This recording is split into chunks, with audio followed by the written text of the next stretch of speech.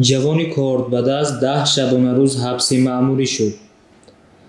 بنا به اطلاع ریاست وزارت کارهای داخلی در شهر دوشنبه از جانب کارمندان میلیسیا شهروند قربانوف مهراب سهرابویچ سنه تولدش 30 سال 2002 استقامت کننده ناحیه واسه ده مهنت آباد که با کار مسلح در کوچه های شهر دوشنبه به گشت و گذار مشغول بود دستگیر گردیده از او یک عدد کار دریافت و مصادره کرده شد. وابسته به حالت مذکور نسبت نام برده